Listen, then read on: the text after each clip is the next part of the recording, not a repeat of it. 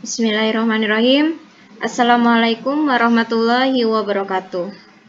Waalaikumsalam warahmatullahi wabarakatuh. Rekan-rekan CGP yang hebat, perkenalkan, saya Lisa Andriani akan mendemonstrasikan tentang praktek coaching antara guru dengan guru. Sebelumnya, perkenalkan, coach saya sendiri dan sebagai coachee adalah rekan sejawat saya yaitu Bapak Humardani. Ilustrasi kasus pada praktek coaching ini adalah Pak Humardani yang sedang mengajar IPA. Akhir-akhir ini beliau terlihat kurang bersemangat karena menilai murid-muridnya di kelas kurang antusias dalam menerima pembelajaran. Pak Humardani juga mengeluhkan bahwa siswa-siswa di kelas jarang mengumpulkan tugas yang diberikan oleh Pak Umar. Mangga silakan kepada Pak Umar untuk meneruskan. Assalamualaikum Pak Umar. Waalaikumsalam Bu Lisa.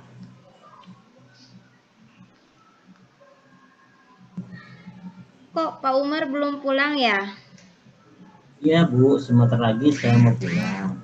Ini saya lagi memikirkan sesuatu pada hari ini. Saya lagi bingung Bu. Iya Pak, saya lihat juga Bapak itu sedikit murung dan kurang bersemangat. Apalagi Bapak akhir-akhir ini sering menyendiri. Mungkin apakah Bapak memiliki masalah? Kalau Bapak memiliki masalah, bolehlah kita berbagi cerita gitu. Boleh Bu Lisa. Begini loh Bu. Di kelas saya itu akhir-akhir ini para siswa-siswi yang kurang antusias pada saat pembelajaran berlangsung. Bahkan mereka saat saya memberikan tugas itu hanya beberapa siswa saja yang mengumpulkan tugasnya. Bagaimana kira-kira Bu ya? Oh begitu Pak. Nah sebelumnya saya mau bertanya sama Bapak. Nah harapan apa yang akan Bapak inginkan pada sharing kita kali ini? Ya Bu, saya berharap atau pengen sekali setelah sharing kita nanti saya bisa menemukan solusi yang terbaik dan terkait bagaimana cara supaya anak-anak di kelas itu bisa antusias dalam pembelajaran IPA. Oh begitu, jadi Bapak itu pengen anaknya bisa antusias dalam pembelajaran. Nah, menurut Bapak, apa sih yang membuat murid-murid Bapak di kelas itu kurang begitu antusias dalam menerima pembelajaran dari Bapak?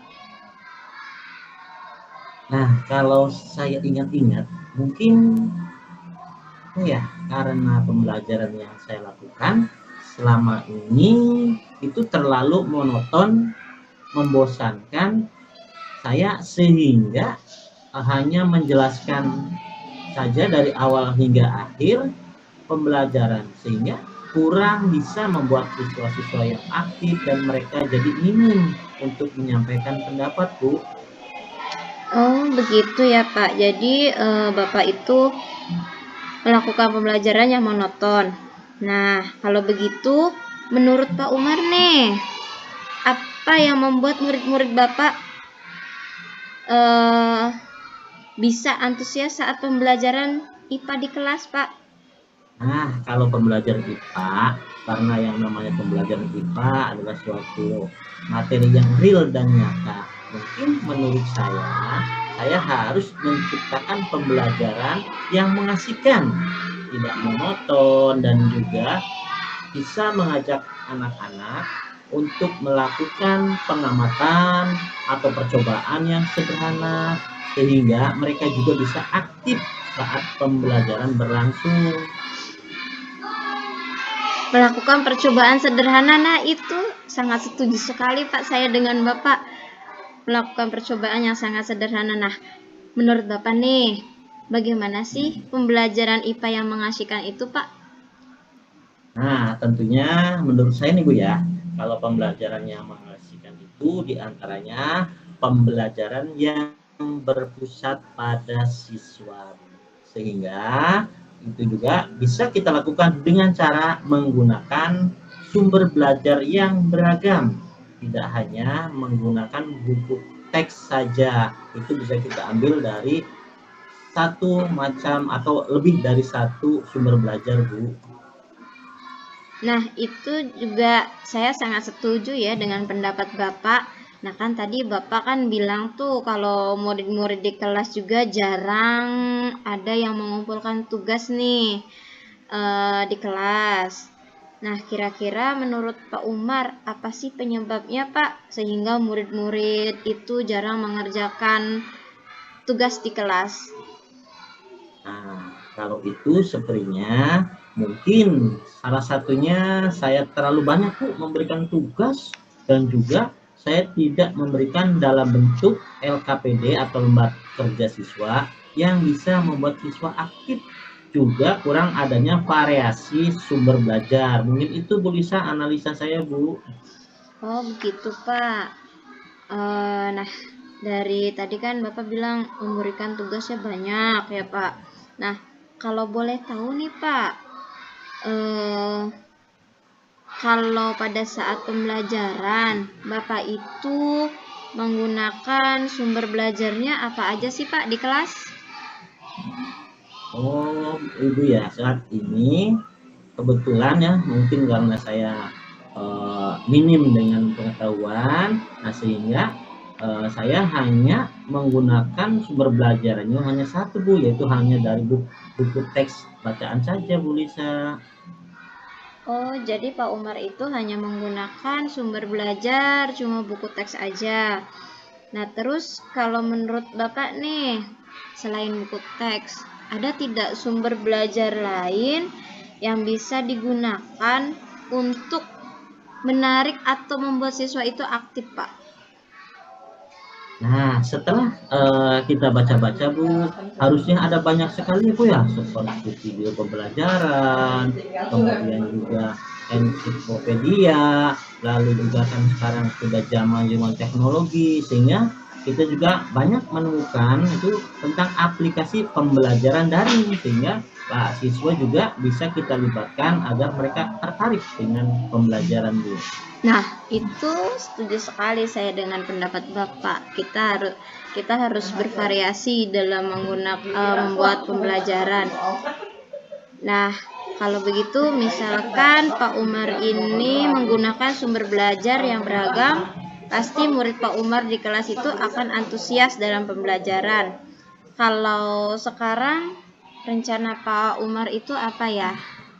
Nah, itu lagi, Bu ya. Kalau rencana saya, di antaranya yang pertama, saya akan merancang pembelajaran yang mengasihkan, serta menggunakan pembelajaran atau sumber belajar yang beragam.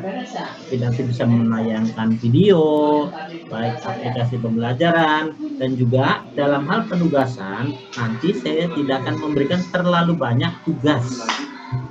Saya akan memberikan tugas itu sesuai dengan kemampuan anak serta bakat anak, Bu.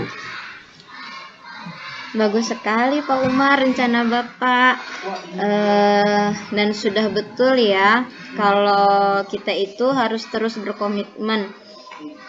Nah, untuk mendukung rencana tersebut bagaimana tuh Pak? Atau apa rencana Bapak untuk mendukung rencana tersebut?